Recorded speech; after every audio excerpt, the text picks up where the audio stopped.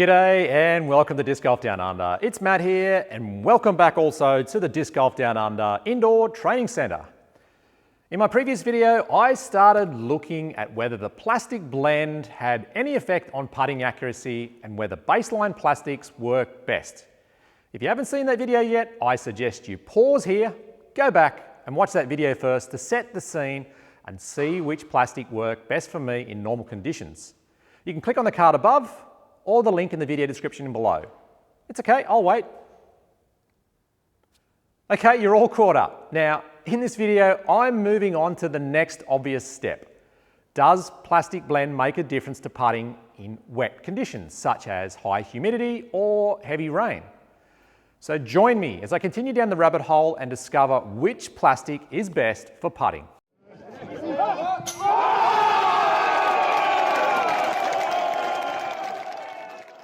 So, a quick recap on my first video. I took 9 Axiom Envy putters, arguably one of the best putters of all time, in 9 different plastic blends and did 40 putts with each disc indoors at 7.5 metres or 25 feet. I recorded the results and you'll see that half of the discs scored around an average of 2 out of 3. Surprisingly though, the soft baseline plastic performed the worst for me at just over 50% and the firm baseline was middle of the field. For me, the top performers were Plasma, Fission and Prism Plasma, topping out at 78%. So what does this mean in the real world? Well, let's say during an 18-hole round, we're going to have 18 Circle 1 putts. Now, if I putted with my 63% baseline putter, on average, we'd expect 11.3 putts, let's say 11, will go in. However, if I'd have used my 78% Prism Plasma putter, just over 14 putts would have went in. And that's almost a 3-shot advantage per round, or roughly 30 rating points. Now that's significant. I know I could do with a 30-point ratings jump. Anyway, the first experiment was in what I would say ideal conditions. There's no wind and everything's dry. But what about if it gets a bit humid, or perhaps even raining? I've heard it numerous times that baseline plastics are better in the wet. So in this video, I'm going to look at just that. And I'm taking it to the extreme. For this experiment, I'm going to repeat the first experiment with the addition of water and lots of it. I've got a bucket here and my discs are going to be submerged in the bucket of water, and I'll grab each disc just before I throw, fully submerging my hand to get it wet, and I'll just shake off a bit of the excess water before I throw. And I've also got a bit of spray, which I'll spray onto the chains to make sure that they're nice and wet, adding some further realism. Now, I don't have any rain in this experiment, but realistically, each disc should behave the same flying through rain. Now, if you disagree, let me know your reasoning in the comments below. Okay, enough talk, let's get putting. Leave your prediction in the comments below on which plastic you think will prevail in the rain. Money on her mind, all they sing about is money on the line. Yeah, you probably heard this 30 million times, 30 million times, 30 million times. Yeah, it's crazy. From me, writing won't miss. I've heard of something like this 30 million times, 30 million times, 30 million times. Oh no, no, oh, we should take it slow. Think about those hoes and those dreams and all that. On to go again, and on to tell my friends. Yeah, I tell them. Feel like we're passionate, the things that we say. Liquor like medicine, the doubt is away. Like if I knew you cared, I would try, but we'll never see eye to eye, eye to eye, eye to eye. Now we got that money on our mind, all they sing about is money on the line. Yeah, you probably heard this 30 million times, 30 million times, 30 million times. Yeah, it's crazy. From you, writing won't miss. I've heard of something like this 30 million times, 30 million times, 30 million times. Yeah, we watch you grow, and they're at your show, but you oh so low, 'cause you dream of something on and on and on. You go again.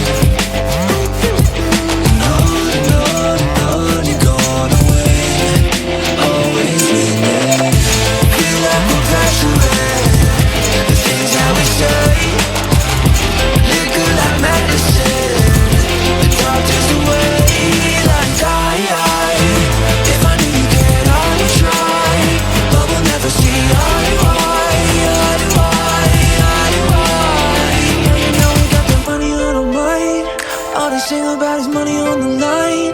Yeah, you probably heard this 30 million times, 30 million times, 30 million times. Yeah, it's crazy. Familiar writing won't miss. I've heard of something like this 30 million times, 30 million times, 30 million times. Nice. 1 week later. Well, that was a real surprise. Now, I've played in the wet numerous times previously and scoring is definitely harder. But even before I had a look at the numbers, I could tell that the results weren't going to be hugely different from my first video where everything was dry. Okay, so let's look at the numbers, starting with the average score. In my first video with dry discs and dry hands, the average success rate was 65%, almost 2 out of 3. In this video, with everything soaking wet, the average dropped down to 61%. And that's not a huge decrease, less than 10% in fact. And in an 18-hole round, that would equate to around 1 extra missed putt in the wet compared to the dry. Next, let's look at the plastics, starting with the baseline plastics. And the Electron Firm, which I would normally putt with, dropped from an average of 63% to 58%, which pretty much aligns with the overall average and is what you'd expect. However, Electron Soft, which I normally struggle with, jumped from a sad 53% in the dry to an above average of 65% in the wet. Now, a lot of you commented on my first video that maybe my Electron Soft score was low because I had low expectations and a lack of confidence with the disc. And I didn't think much of that, but that could very well be the case as I tried not to take any notice in this video of what I was putting with. Just pick up a disc and putt. And I can definitely say that putting with an Electron Soft felt better than some of the other discs. Moving on next to Fission Plastic, and in the dry it scored a fantastic 75%, and I had high hopes for it also in the wet. But it crashed to an average of 55%, and I have to say the wet Fission Envy was not coming out of my hand cleanly at all. I noticed a lot of big misses with the Fission and not a putter for me in the wet at all. Next, moving on to 2 other plastics that didn't like the wet, and that's the Eclipse, which went from 65% in the dry to 58% in the wet, and Prism, the winner in the dry, at 78%, dropping to 65%. Next, we've got Proton and Neutron, and in the dry, these discs scored 63%, and in the wet, they both scored 60%. Nothing special here. Moving on to Neutron Soft, and in the dry, it scored 63%, and in the wet, it actually went up to 65%. Okay, so Electron Soft improved in the wet, and so did Neutron Soft. So maybe there's something in soft putters that are the go-to for wet conditions. And finally, our winner in the wet, Plasma, with an average of 68%, which was the exact same score as in the dry. And I have to say that the Plasma felt good in the hand, and I enjoyed putting with it in the wet, along with the Prism and the Neutron Soft. And what about the basket? Did wet discs and wet chains make a difference? Well, yes, it did. In the dry, I noticed about 6 bad reactions, with Neutron Soft the worst offender. And in the wet, I noticed a weird spit out from just about every disc, except for the Proton, which had 4. And there were definitely some chain outs that would have grabbed in dry conditions.